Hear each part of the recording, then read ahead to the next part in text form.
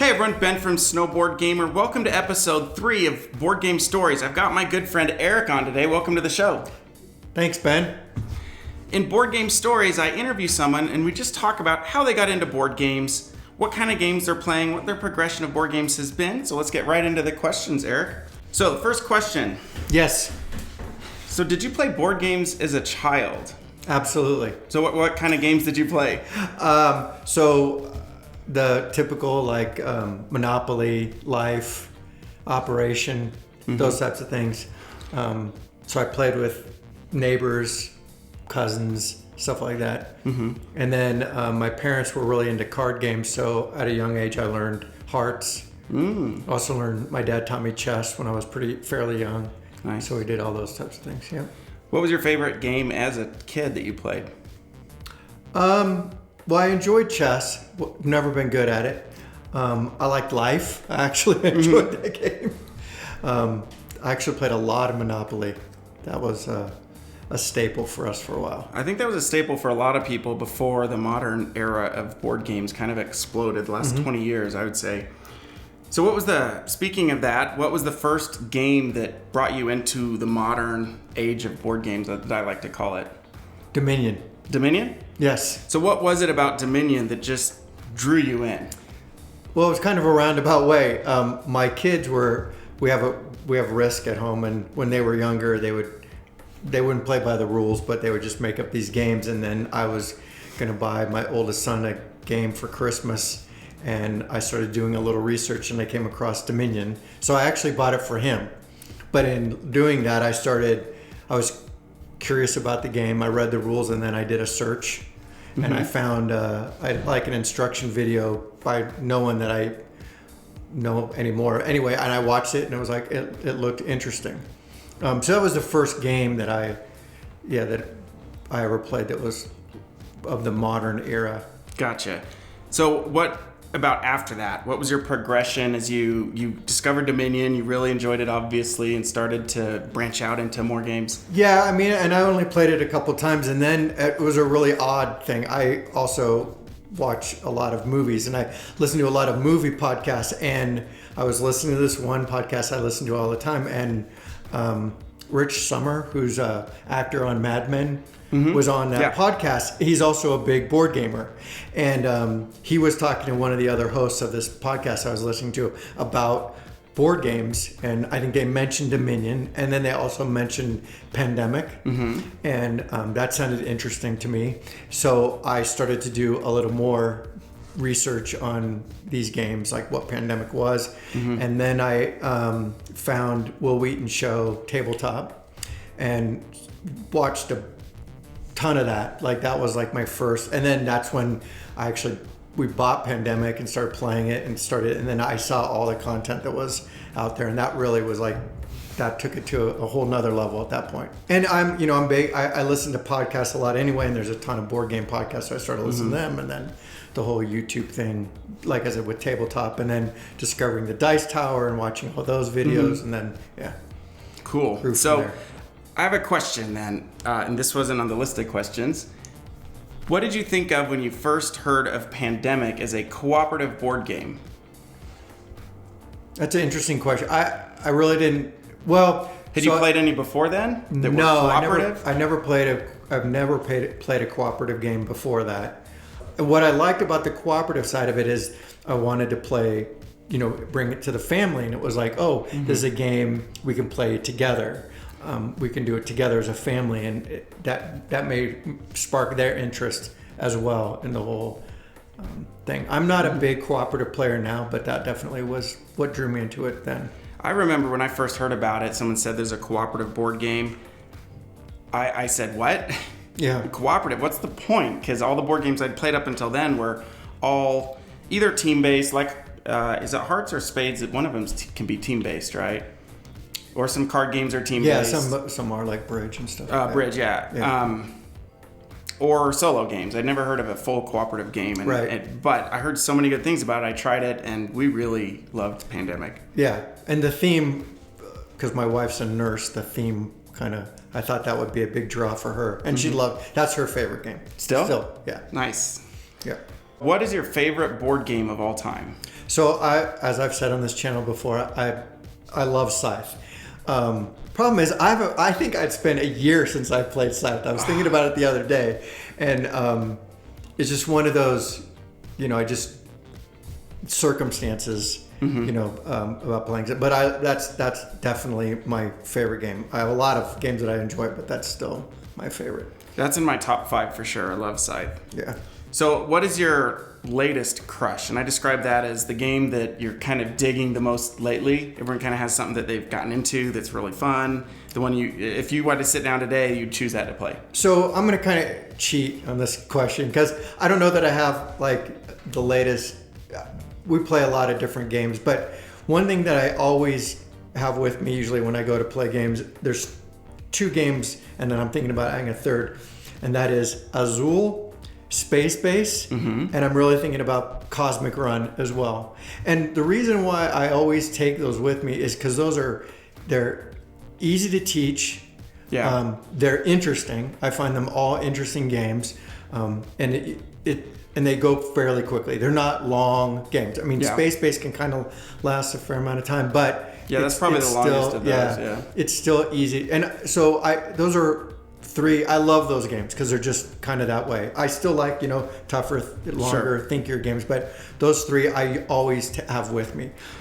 Yeah, I think that's a good approach because especially if you're going to introduce someone new to gaming, you don't want to throw Scythe at them. I love Scythe as well, and Terraforming Mars are some of my favorites, but Azul, very accessible. All 3 of those are very easy to get going. Right. So what's your least favorite board game? So this was an easy one for me. Mysterium. Really? Yes. All right, well, let's talk about that. Why didn't you like Mysterium? I just don't get it. It does not click with me at all. I find I've played it only a couple times, always over here because you have. I don't own it. Clearly, I've played it a couple times here. It just is too abstract. Isn't the right word. It's just I don't know what to do. It is very out there, and I was surprised that I actually did enjoy it because it's so different. You can't develop your strategy and then go execute on it, which most of the games I enjoy are that way. And this one is totally out there. For some reason, I enjoy it, but I can see why that is not for everyone. Yeah, I mean, it's really popular. I'm definitely in the minority there. It's still a very popular game, but it just doesn't appeal to me at all. That's fair. Everybody has their own favorites and least favorites. So who do you generally play board games with? Well, my wife and I usually play, and we used to play a lot of 2-player games, but we don't do that as much anymore. So we play with you and Allison a lot. We play where there's a group up in Boulder that we try to play with. We haven't had a chance to do that very often lately that we've started to play games with. And you guys meet like at a brewery or something? That's pretty cool. Was it like a meetup thing, or did you find it through like a Facebook group? I think it was a Facebook group, I think, that I found it in. Yeah. Oh, so cool. we've been doing that for 6 months now or so. Yeah. You got introduced to a lot of games there, didn't you? Like ones that me and you didn't have. Yes. So what was your favorite game of the ones you picked up in that group that you went out and bought? Cursed Court was one that we played there. That was fun. I wouldn't say that's my favorite, but that was one that I had to this is a fun, it's another one of those light, easy to teach games. I love this.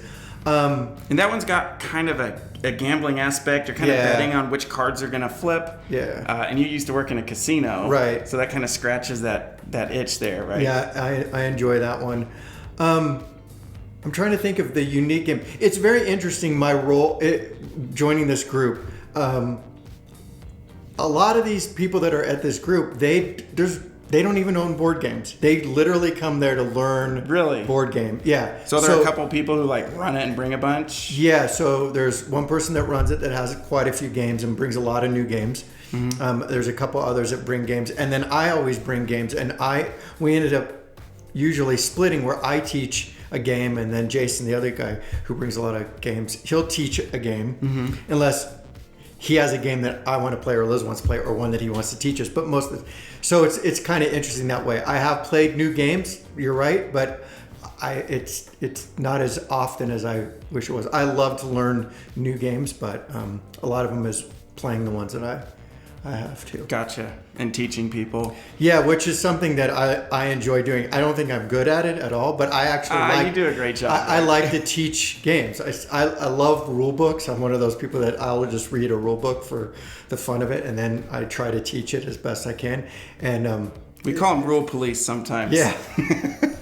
Yeah, I'm a little obsessive about it, but I actually enjoy that role in it. And for a while there, we were going every week, and I was teaching a new game every week. And the more you do it, the better you get at it, and the more comfortable you get at it too. Yeah, there's almost a science to how you teach a board game, and if you kind of do it out of order, then people can get confused. Mm-hmm. I've noticed, and like Rodney Smith, he has a very scientific way about how he goes through and explains board games, which is, I think, why he's been so successful with his how-to videos. Yeah, and I have mad respect for that guy, what he's able to do.